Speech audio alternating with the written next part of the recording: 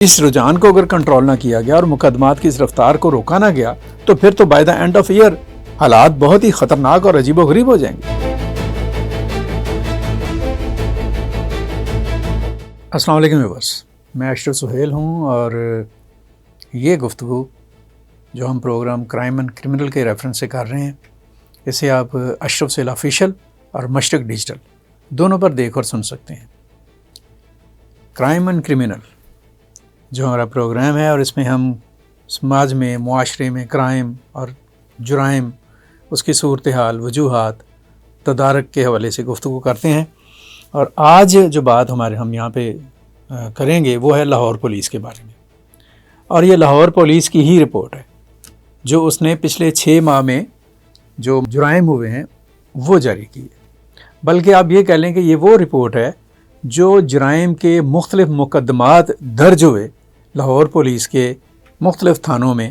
یہ وہ رپورٹ ہے، یعنی جنوری سے جون 2026 تک۔ اس رپورٹ کے مطابق لاہور میں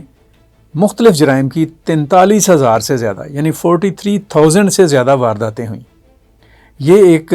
بالکل کسے ہم کہہ سکتے ہیں کہ لمحہ فکریہ ہے۔ اس کی تفصیل بھی انہوں نے دی ہے لاہور پولیس نے، میرے پاس اس کی موجود ہے ڈیٹیل۔ مثلاً یہ بات کہہ رہے ہیں کہ ڈکیتی کے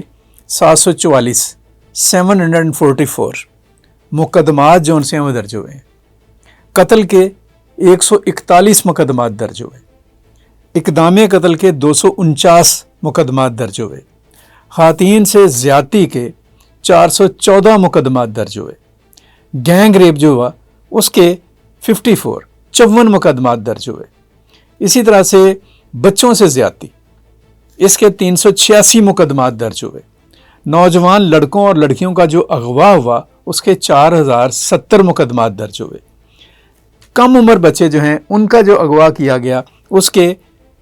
1162 مقدمات درج ہوئے، نقب زنی کے 1143 مقدمات درج ہوئے، مویشی چوری کے 508 اور چوری کے 28,000 سے زیادہ مقدمات درج ہوئے۔ یہ ایک آپ کہہ لیں کہ انڈیکس ہے جو کہ مختلف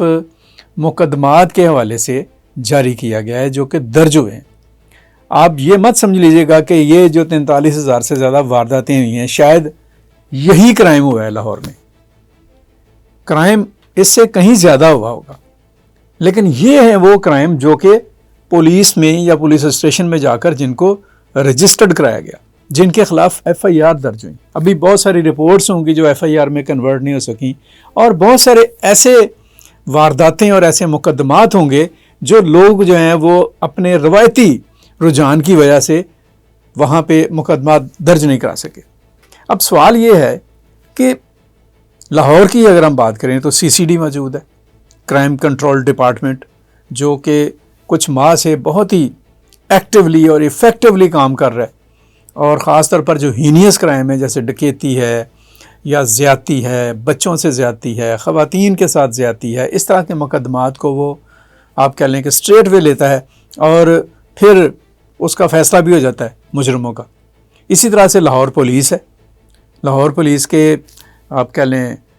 سی سی پی او ہیں، اس کے بعد ڈی آئی جی آپریشنز ہیں، ڈی آئی جی انویسٹیگیشن ہیں، اور ان کے نیچے ایک پوری ٹیم ہے جو کام کر رہی ہے۔ یہ لوگ بہت متحرک ہیں، بڑے فعال ہیں،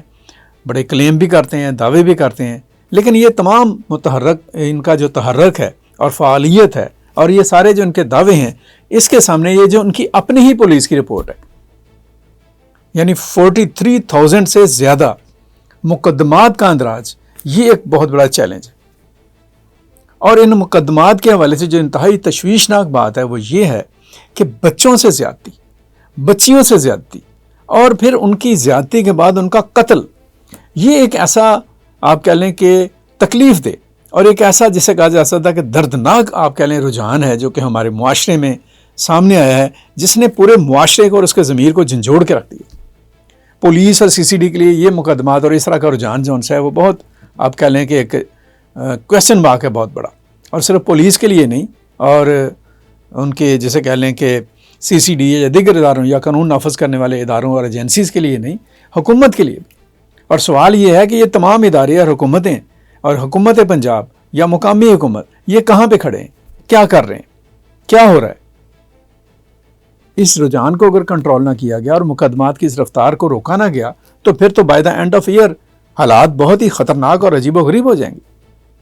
اس میں شبہ نہیں ہے کہ پولیس سے یا قانون نافذ کرنے والے اداروں کی پرفارمنس سے بہت سارے مقدمات، بہت سارے جرائم اور جرائم کی وارداتیں کم بھی ہوئی ہوں گی، لیکن ان جرائم کا ہو جانا، خاص طور پر خواتین کے ساتھ زیادتی یا جسے کہہ لیں چھوٹے بچوں کے ساتھ زیادتی یا ان کا قتل اور اقدام قتل کے واقعات یا قتل کے واقعات، یہ تو یا ڈکیتی کی وارداتیں، یہ ان کے اوپر جو ہمارے لا انفورسمنٹ ایجنسیز ہیں یا جو ذمہ داران ہیں امن و امان کے، انہیں بہت سر جوڑ کر بیٹھنے کی ضرورت ہے۔ پچھلے دنوں ہماری ملاقات ہوئی D A G operations Faisal Kamran سے، انہوں نے اپنی پرفارمنس بتائی۔ کل ہی میری ملاقات ہوئی ہوم سیکریٹری قاضی صاحب سے، وہ بھی بڑے فکر مند ہیں، وہ بھی اس حوالے سے بہت زیادہ جسے کہہ لیں کہ کانشیس ہیں، یہ چیزیں کیسے ٹھیک ہوں گی، کس طرح سے ان کے معاملات کو درست ہوگا۔ لیکن میں بڑی درد مندی سے پنجاب حکومت اور جو قانون نافذ کرنے والے ادارے ہیں اور ہوم ڈپارٹمنٹ کے جو ذمہ دار ہیں ان کی توجہ اس طرف دلاؤں گا کہ یہ جو صورتحال ہے یہ تشویشناک ہے۔ اس صورتحال کو قابو پہ لانے کے لیے اس کی وجوہات تک جانا ہوگا اور ان تمام سیگمنٹس کو جو سوسائٹی کے مختلف سیگمنٹس ہیں جو کہ امن و امان کے حوالے سے کردار ادا کر سکتے ہیں، جیسے علماء اکرام ہیں، جیسے آپ کہہ لیں کہ ہمارا میڈیا ہے، جیسے رائے ہم پر اثر انداز ہونے والے لوگ ہیں، ان سب کا ان کو ایک ٹیبل پر بٹھایا جائے اور اس مسئلے کے حل کے لیے صرف آپ کہہ لیں کہ جو ہائپر ایکشن ہے یا پولیس کا ایکشن جو ہے اس پر ہی اکتفا نہ کیا جائے، بلکہ ایک فکری اصلاح کی طرف بڑھا جائے، لوگوں کی طبیعت پر بھی توجہ دی جائے، لوگوں کو ایک ان کا حوصلہ جو ہے یا ان کا اعتماد پولیس پر اور دیگر قانون نافذ کرنے والے اداروں پر بڑھایا جائے تاکہ یہ مقدمات رپورٹ ہوں، ریفلیکٹ ہوں اور ان کے اوپر ایکشن ہو۔